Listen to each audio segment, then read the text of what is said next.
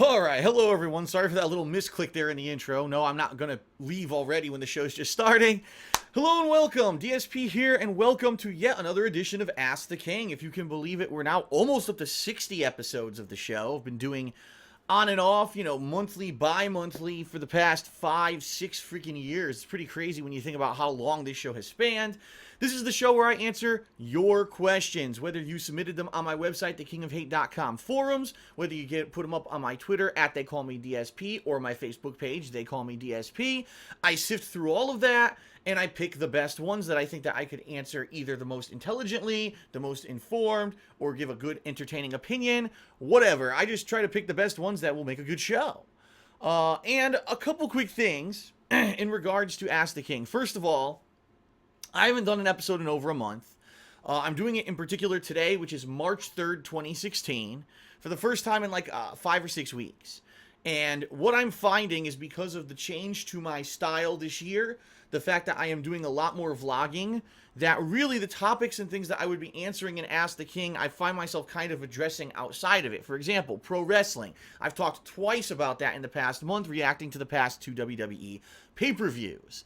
So when I actually look at, oh gee, what can I do for Ask the King, I realized maybe I don't need to do the show as often. I was doing it monthly. Maybe I should do it bi-monthly. And so right now what I'm throwing out there, what I think I'm going to do, is today is March 3rd. I think the next episode of Ask the King I'm going to do in late April. So what I mean by that is probably around like April 28th, which is the final Thursday of April.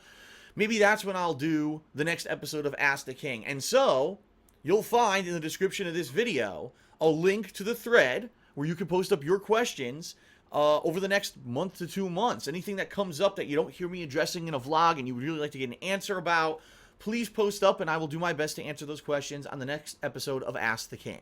Okay?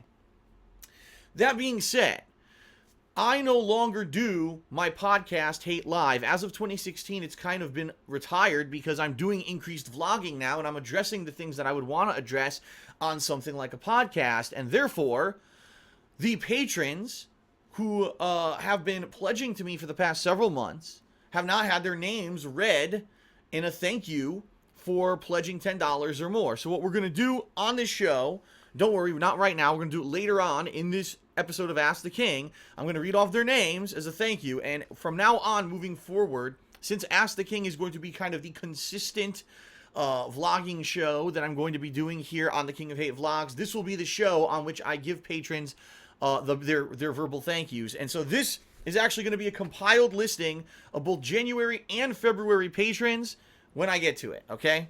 Now, outside of that, the questions for this month are kind of good. I'm very pleased. The thing is that I completely forgot to even mention Ask the King in the month of February. And the next thing I realized was, oh crap, it's coming up this week. And so I did put out on the internet, please post up questions. Tons of new questions flooded in. Good questions, pertinent questions. So thank you for that. I think this is going to be a good episode, and I don't know, this one might even run longer than usual because I had so many good questions that I actually want to kind of go into detail with my answers about. So if it does, and this episode goes an extra part, and it's a freaking 4-parter, then so be it, okay? And I just want to remind everyone, trying to do all the housekeeping in my head here, that if you do support me via Patreon, and you pledge $20 or more, you are guaranteed to get your question answered here on Ask the King. And so we're going to start off the show with the patron questions, and then we're going to get to all the common questions. And don't worry, I think there's 5 patron questions, and there's like 25 or 30 other questions we're going to be answering. Some people are like, the whole show's patrons. No, that's not the case at all. In fact, I don't encourage people to constantly be repeat pledging just to get your question answered. That's not how I want Patreon to work, but it's a nice bonus for those who did. Okay? All right, so without further ado, let's get started with this month's questions. Lots of great ones. Here we go. First question. This is from Brightside Viking. And he says the following. Phil, I'm fairly new to your content, and really all I knew about you before coming in here was that you were tainted by someone else. I have seen you play Street Fighter now, and people that say that you can't play it basically are wrong and can go fuck themselves. I've not found a Philpedia or anything like that yet, so I'm curious on your career previous to becoming a YouTuber. What did you dream of becoming when you were growing up? And do you have an education? You type really fast. Sometimes your written language looks better than your verbal, so it makes you think that maybe you have some background in customer service or public relations. There are more and more people that make their YouTube as their living, people that give up a career in some other field of work to come and do it, like you once did. Something tells me that many are going to try and many are probably going to fail. How hard is it to make a YouTube career work? I know it's very dependent on where you live in the world, as in my country we have very good social and economic situations. The state would carry you and pay. Oh, the state would carry you and pay your expenses if what you made on YouTube could not support you 100%. Wow. Anyway, I keep going here. Do you see yourself doing this in 10 years? Is this what you plan on doing indefinitely? Oh, and for the hell of it, what is your view on drugs and alcohol? So all that's from Brightside Viking. He's a first time kind of pledgee here and wanted to get a bunch of questions answered, so I'll do my best. First question, he says, what was my career previous to becoming a YouTuber? Well, over the years, I did various things. I went to college, because that's another question. What is your education? I went to college for finance. Now, originally, I went to college, or university, as they say in other countries, for computer programming. But then the bubble burst. And as the bubble burst, there was almost no jobs out there for computer programming anymore. It was a very cutthroat industry. Plus, the teacher at my college, who was the only teacher responsible for computer programming, was terrible. He was one of those book smart guys who's really good at doing, but not good at teaching. Okay? So, after 2 semesters with this guy, I said, I had enough. I'm not learning anything. And I changed my major to finance. Unfortunately, when I graduated, the bubble kind of burst on finance, and there really wasn't a lot going on in the financial field in regards to jobs, unless you knew someone or you already kind of were in the door somewhere. So there were like internships and stuff for me to do financial jobs that didn't pay any money. Now, I've got college loans to pay. I've got personal bills to pay. How can I do an internship that pays no money? No one was paying my way through life. So unfortunately, I didn't really get into the financial field. I had one job in the financial field that didn't work out after a few months because it actually ended up being for what's considered a predatory lender. That is a bank that lends loans to people who have low credit scores. They purposely do it, and they lend these loans at astronomically high rates because they know those people can't go anywhere else to get a loan. Well, after doing 2 or 3 mortgages that were insanely high interest rates and insanely high loan to value on a home, meaning basically there was no equity, no value left in the home after I lent these mortgages to these people, I couldn't even do it anymore. Like, I was morally feeling bankrupt doing this job, and eventually I left it. And then I went through various other things. I worked for Best Buy for a while, for a special business team, and yada, yada, yada. Eventually, I ended up working an office job for 5 years. I was in customer service, but that's really not even what I did. They hired me as a customer service rep, but then they gave me all this high-level training for what's called continuous improvement, or achieving competitive excellence, or ACE for short, which is basically analyzing a business, looking at a process from start to finish, finding the steps in the process that hold up the process or make the process a lot more expensive than it should be, and then taking those and improving them. And so I had this high-level training on how to do process mapping, and I basically retooled 2 completely different departments in this business. And by the way, they never paid me for it. They paid me as a customer service rep. I know, ridiculous. I did all this high-level work. People who were doing this for a living were making double what I was getting paid, yet I did this for them. And then after working for this company for almost 5 years, they laid me off out of nowhere. That's how I ended up doing YouTube full-time. I was already doing YouTube as a hobby for 2 years, not making a dime doing it. And then I got laid off from this company that never paid me for the work I actually did, out of nowhere. No, there was no warning or anything. No one had ever given me any kind of disciplinary action or anything. It was just like, laying you off. Okay, great. And I was in kind of a financial straits because I had just got a condo in Connecticut. I had all these bills to pay, and I'm like, I just lost my job. What am I going to do? So on a complete gamble, I started doing YouTube full time, and it worked out. So there you have it. Other questions that he asked in there. What did you dream of becoming when growing up? I mean, I was never one of those people. When I was a small kid, I want to be a fireman. I want to be a soldier. I want to be a cop. I always wanted to be like the big heroic moral guy who did the right thing and self-sacrifice and yada yada yada. But as I got older, teenager, like I've always been the kind of person that I flow around. I flow where I naturally am needed in life. I never really said I want to do this definitively no matter what. and did it. You know, if anything, I definitely like the fact that I operate and own my own business right now, and I certainly want to keep doing that. Whether it is a YouTube career or not, I want to be able to keep doing this full time and doing my own thing with my own business. I like being my own boss, so maybe that's kind of ultimately my goal, is to stay my own boss. I answered the question on education. Oh, here we go. So here's a question: how hard is it to make a YouTube career work? Let me put it this way. It was very easy in the beginning to become popular. It is very hard to retain that level of popularity, okay? When I got very popular on YouTube for what I was doing, it was because at that time I was kind of an originator. No one really was doing the kind of playthroughs and the kind of game coverage that I was doing. I was kind of an original person. And I became well known for doing it in a style that other people weren't doing. You know, the non-edited raw playthroughs, live commentary versus the highly edited, scripted kind of commentary, you know, edit out the fails and stuff. It was a different style that caught on huge and people really liked it. Of course, the problem then is longevity, because people really liked what I was doing, so I was afraid to change. And because I didn't change, everyone else on YouTube who jumped on the bandwagon of, oh, you can make money doing video game stuff, then I'm going to do it too. They came in with high production values, with tons of money and budgeting, with scripted stuff. And basically what they did, they took the formula of what I did, and they edited it and changed it to make it something spiffy and shiny that, you know, you watch some of these YouTubers now and it's like watching a fucking television show rather than just watching someone sit down and play video games. And it caught on with the mainstream. This is what the mainstream now likes. They want a highly edited, highly polished show rather than just kind of a Joe Average guy playing games and having fun doing it, you know?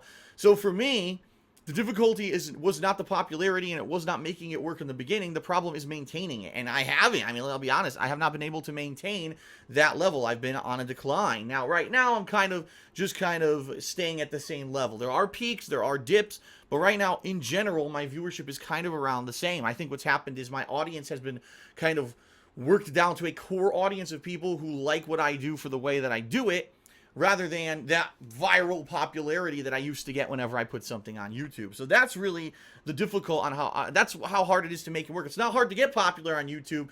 If you get lucky and things go viral, you could overnight with no effort. The problem is maintaining it, and as you see, lots of YouTubers actually have disappeared over the years. I'm one of the few that for almost 8 freaking years now, I'm consistently putting stuff on YouTube and still have viewership. I mean, how many people can say 8 fucking years they've been doing the same thing on YouTube, you know, and they're still around?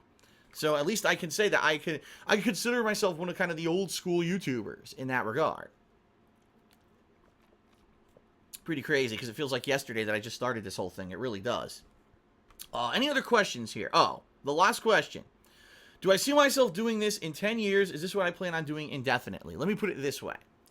Now that I have a following, now that I have people who are interested in my thoughts and things that I say and things that I do in my style of commentary and comedy, I want to do something in this capacity, i.e. YouTubing, for the rest of my life. I would love to continue to do gaming. I would love to continue to have opinions on things like E3 and events and do vlogs like this. Will I be doing this full-time forever? No, I don't think it's viable. I don't think there's a way to do this full-time forever. It's like I've said, ideally what I would like to do is eventually do a spin-off where maybe I could do my own business in real life, whether it's a restaurant, whether it's a coffee shop, whether it's a retail store. I don't know what it would be, but some kind of a brick-and-mortar kind of business that I could operate for myself, and that would kind of be my full-time focus, and then the YouTubing would still happen, but it would kind of be like the part-time focus. I could do vlogging of the business, but I could also do personal vlogs, still cover gaming from time to time, and that kind of stuff.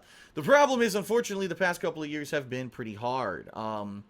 Seeing sharp declines in viewership in regards to certain things, for various reasons. You know, in one way, I think that a lot of people were turned off when I moved across the country and left Connecticut, and I guess I can understand that.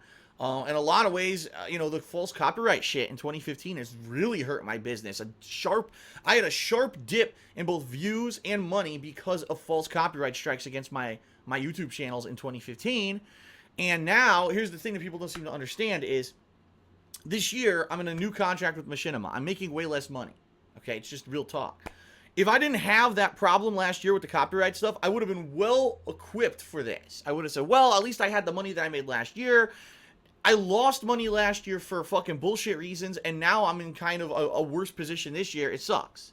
So when you say, do I plan on doing this indefinitely? No. But at the same time, I don't know what else I could possibly do because I don't have the money. Like, I was planning to save up money and possibly start my own business, and now that money's gone because these things keep happening, and it sucks. I mean, that's life. Things aren't always going to work out the way that you plan, and it's funny because everyone says, what's your plan in 10 years? I don't know. I didn't plan on being on YouTube ever. I had no idea. I literally didn't even use the website until one day when I was looking for input on a game that I was playing. I didn't know how to beat a certain part, and I was like, wow, this is what the website is? Maybe I'll upload some videos, and the rest is history. You know what I mean? So it is what it is. In 10 years, ideally, yeah, I would like to share my time between maybe a business and YouTube and still do the YouTube, but have a business as well. But I don't know how that's going to happen. I don't. And the thing is, I don't think anyone who's on YouTube really can have that kind of a long view plan. YouTube could change overnight and completely kick us all off the website. I mean, you know what I mean? It's weird, but at least I've enjoyed the ride. I'm happy that I've done it as long as I have. I hope that you've enjoyed the ride as well as the viewer. And, let's see where the future takes us. All right. Next question from Energetic Snail. They say, my question is about Hearthstone, the very popular and successful card game from Blizzard Entertainment that's bringing in $30+ million monthly. Jesus H. Christ. I'm a big supporter of the game, and I love to play matches against my friends whenever I can. So I'd like to ask if, 1, you would ever consider playing the game, and 2, if you did start playing, would you consider making it part of a weekly schedule with a dedicated day, and maybe even dedicate part of the day to playing with fans? First off, what a timely question, and let me tell you something. This is complete chance that this question was asked this month, because I just started playing Hearthstone last week. On a whim, a total whim. I said, what the flip? I've heard so much about this game. I'm going to download it, and I'm going to play it, and I'm just going to see what it's all about. And I hadn't read this question before. Like, this question was on my forums, but I hadn't read the questions yet. So this is complete, just, coincidence that this question was asked the same month that I started playing Hearthstone, okay? So the answer is, would I ever consider playing the game? Yes, I am playing the game right now, all right? Let me give you my brief opinion on Hearthstone. I like it. I think it's highly addictive. It's a lot of fun, but it's also one of the most random games out there. It 100% is pay to win. I hate to say it, but 100% pay to win, and it's highly based on luck rather than how you play the game. Basically, in Hearthstone, it's a card game where two people are fighting each other competitively, all right? 1,000,000% your win ratio is going to be dependent on the cards in your deck. The better cards you have, the higher chance you have to play good plays and do good hands and stuff. The problem is, earning cards in the game is incredibly slow. Even just playing the game against the computer, you can earn, like, base cards for whatever class you choose in the game, but you can't earn too many of the regular cards you use for your hands. So what you end up doing is going online and playing people, and it's incredibly slow to earn credits. It's very slow to earn credits online. Even if there's daily challenges and stuff, it still takes a long time to earn cards. So ideally, what it seems to me people did is they've either been grinding at this game for the past 2-3 years it's been out. I don't know how long it's actually been out at this point. They're grinding the shit out of it so they earned cards over time, or they just dumped a ton of money into the game and immediately just opened card pack after card pack after card pack until they got a great deck based off the cards that they got. And that sucks, because as a newbie trying to jump into a game like this, it's nearly impossible. I have like zero chance to win a match because it doesn't really match you up with people of equal decks. So you go online and you're playing a guy. Oh, I played a card. Oh, this card automatically duplicates this card and buffs these cards. Oh, here comes a special ability. Oh, now it's your turn, but I have 14 cards in my fucking hand. Now that's an exaggeration. But what I'm trying to say is, unless you have these top level cards, you really don't stand a chance. And I tried playing. I lost, and I lost, and I lost, and I lost, and I lost, and I lost, and I lost, and I lost. I was like, what the fuck? And I said, on a whim, I'm going to spend a couple bucks, and I'm going to buy a few card packs. And immediately when I bought the card packs, I got great cards. I started building my deck, and now I started winning. Wow. What a, and that's it. That's why they make $30 billion a month. Because everyone playing the game has to buy cards to win, and it's kind of pay to win. That's the formula. And it really is based around your deck. Really, when you're playing the game, yes, you can make mishaps here or there, but it's all about what cards are in your deck. As the cards randomly just appear in your hand, oh, okay, well, this was in my deck. I got it this turn. Great card. Play it. Win. versus, oh, super skill to counter this with this and this. And not to say that skill isn't involved, there is, but it's mostly dependent on the level of your deck. So, quite honestly, I don't really like those kind of games. I like games where it's more dependent on the effort you put in, it's dependent on the time you dedicate, on how much you learn about the game, and that's how you get good at it, rather than, oh, I spent a ton of money and I bought a great deck, and now I could just win every match because I have the best deck out there. Now, Energetic Snail's second question. If you did start playing the game, would you consider making it part of a weekly schedule with a dedicated day and dedicate part of the day to playing with fans? Here's the deal. I, number one, don't think anyone would care about me playing Hearthstone. I'm going to be very harsh and honest here. Hearthstone's old. Hearthstone's been out for like over a year. I think it's 2 years old now, I think. I'm not 100%, but I'm pretty sure it's not brand new. It's like pretty old at this point. I don't think anyone will care about watching me play Hearthstone. I really don't. Even though I have the capability, I could capture from my iPad, I don't think anyone would care. That's number one. Number two, I'm not great at the game. I win, but I only win because I got good cards by buying cards, and it's stupid. Like, to see me play, it's kind of like any of these mobile games. To record and put the footage on YouTube is kind of like saying, look, I sunk a ton of money into the game, but neener, I have more money than you.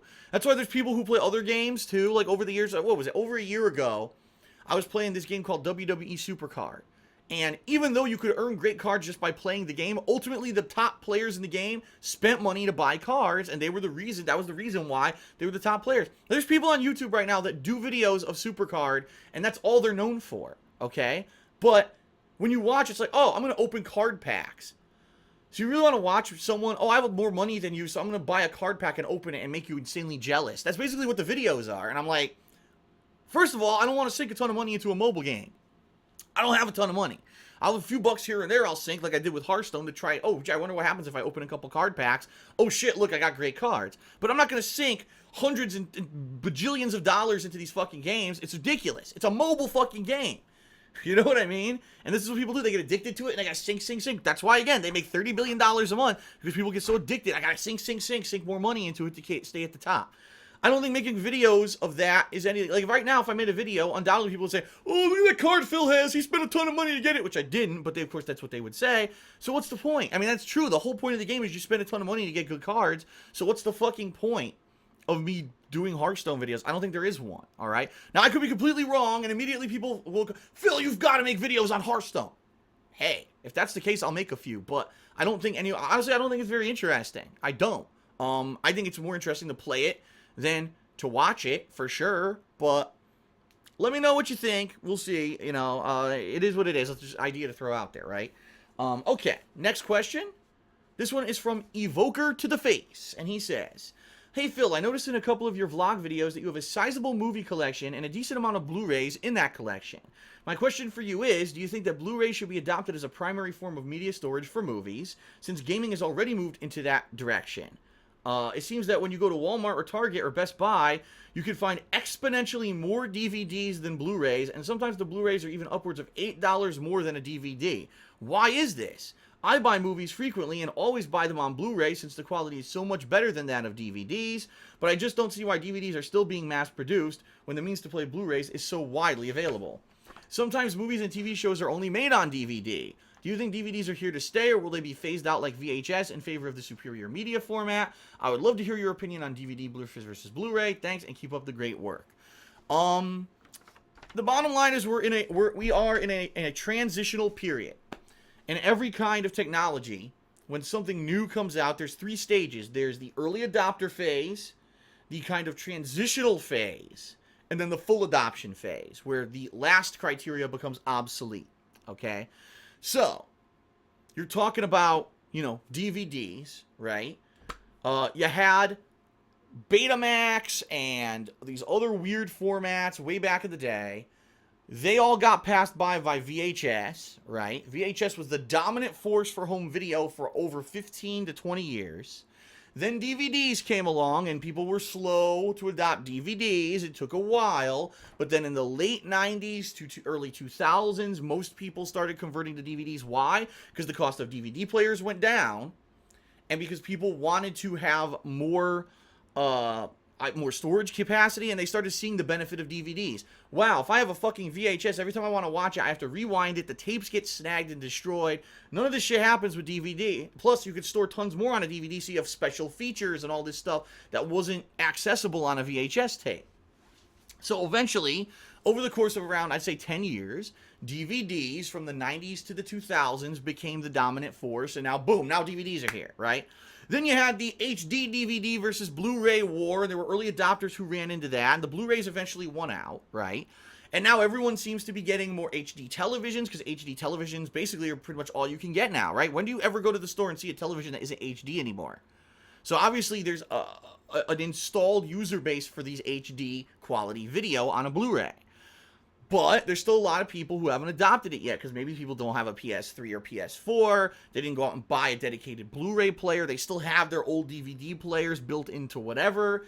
And, you know, they're not quick to jump onto the next thing. And just like the point that you brought up here, Blu-rays are still sold at a premium price, at least popular movies and new releases. I've noticed popular movies and new releases are still sold for upwards of $20 or more on Blu-ray, right? While DVDs could typically be bought pretty cheaply, except for, again, new releases usually are more expensive, but DVDs have a cheaper price tag. So, you know, if I'm going to go to Walmart and I have $20 to spend, and I can buy one Blu-ray, or I can buy 3 DVDs, and the only difference is the visual quality, and you don't really care too much, you're not some kind of a visual, you know, quality hardcore junkie or whatever, you're going to buy the multiple DVDs, right? And I used to be like that too. You know, there was a while I had HD DVD and Blu-ray, but they were so freaking expensive that if there was a cheap DVD, I would just buy the DVD too. Now I'm kind of the opposite. It's been a very long time since I've bought a normal DVD. The only time I would buy a normal DVD is if something wasn't available in HD. So, for example, South Park. Leanna and I have been watching South Park, the whole freaking series, yeah. And it's not available in HD. So you have to buy the regular DVDs, at least the older seasons. So that I would get a normal DVD for. But for me, I have the HD TV. I already have HD DVD players like in every room. We have PS3s, PS4s, and when I bought my TV downstairs, it came with a free Blu-ray player. So it makes no sense for me to buy the regular DVD. And the bottom line is, the only people who spend tons of money on Blu-rays are people who are not savvy. You can get Blu-rays on the cheap. If you go online regularly on Amazon, the prices are way cheaper than what you'll pay in a retail store.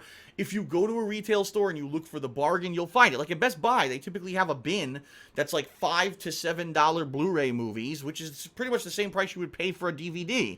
So you go in that bin, oh, look at this one. And there's good movies in there a lot of the time. Or if you go when there's a sale, you could get these movies on the cheap. So I think eventually, yes, Blu-ray will become the dominant format for movies. I fully believe it. It's just that not everyone has gotten there yet. We're in that, that conversion phase. We're not in the full conversion. And then what's going to happen, ultimately, you'll have full conversion.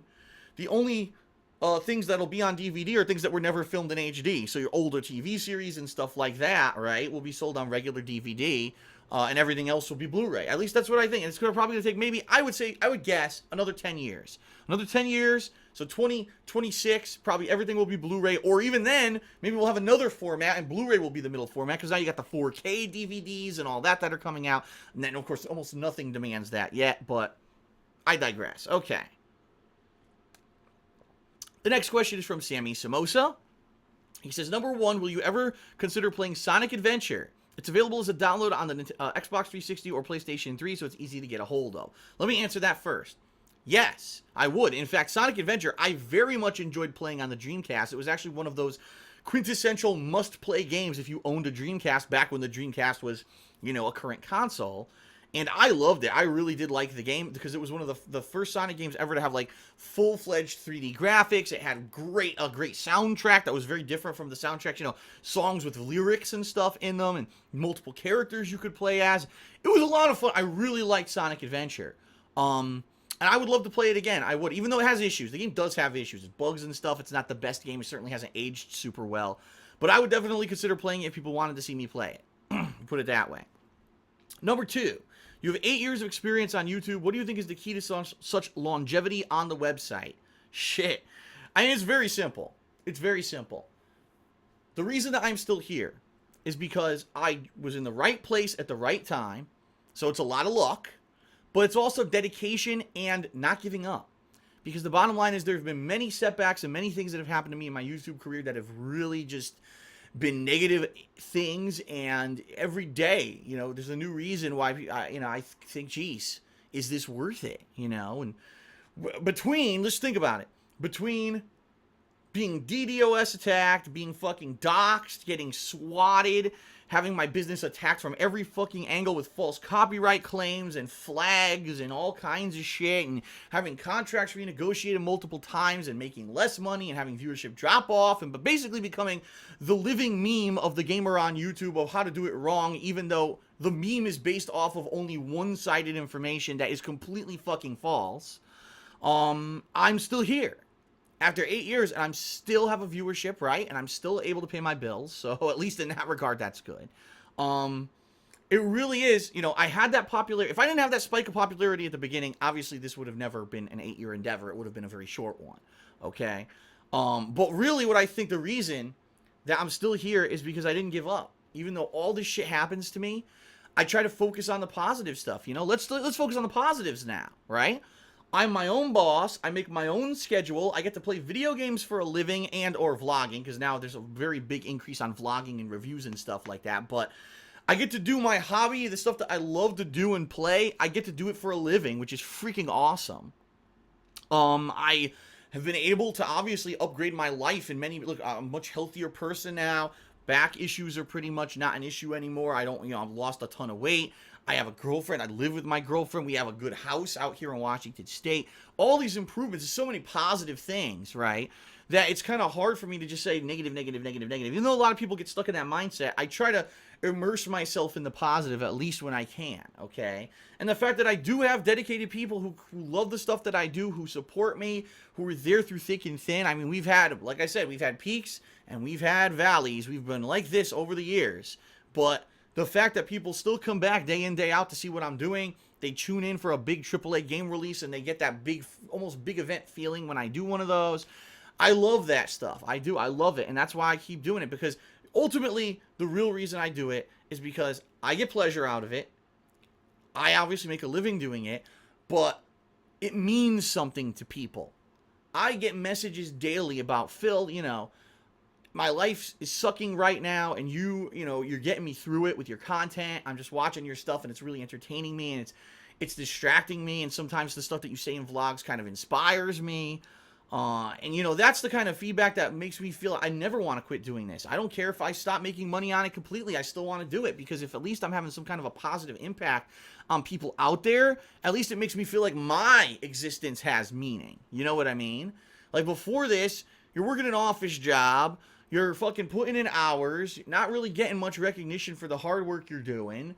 You know, there's some people who say that they're recognizing you, yet here I am in the same fucking job getting paid way less than what I was supposed to be earning for the work I was doing.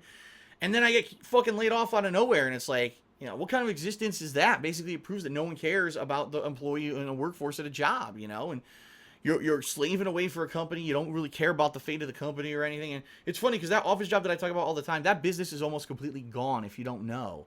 I worked for this helicopter company for almost 5 years. I busted my ass for this company, and they're almost completely gone. Like, they've laid off most of their workforce. Most of the work that they were doing here in the United States, they outsourced to other places.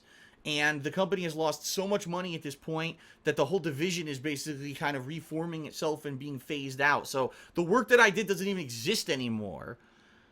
So it's like this, ultimately what I do here, at least I feel like I'm making a difference. I'm doing something that's entertaining people, that's making people's lives better. I'm spreading the news about current events and stuff that I think is important. At least I feel like I get some kind of a fucking impact on the planet. You know what I mean? Versus those 9-to-5 jobs, I never felt that. I never felt like I was valued. I never felt that anything I did had value. So that kind of motivates me to keep going. You know what I mean? Like, at least, even all the shit that I go through, the shit that my girlfriend and our family members and all the shit that we've all gone through, because I have a YouTube career, right? It's worth it if ultimately some good comes of it, and I think good has come of it. And that's why I keep pushing through for 8 years. All right, this is a quick one. This one's from Low Tier Lord, and he says, Phil, would you consider playing Street Fighter V with fans in the near future, especially when lobbies come out? Yes! In fact, that was one of my plans for launch week. I wanted to do a lobby where it was going to be myself, my friend Brian Burke, who I did do a lobby with, but other people, and we were going to be challenging each other, and it never happened because the lobbies are only 1 versus 1, which is a joke. So, even though I certainly probably am not playing Street Fighter V as much as most other people who are into the game, I would love to do a kind of lobby with other people coming in and joining and playing once they finally do that. Unfortunately, right now it's 1 versus 1, and that's not viable, okay? All right. Let's do one more question on this part, then we'll take a break, all right? And, all right, so the next question, by the way, we are past the patron questions. I forgot to mention, we've been past the patron questions at this point. So we're reading forum questions now, regular, forum posters.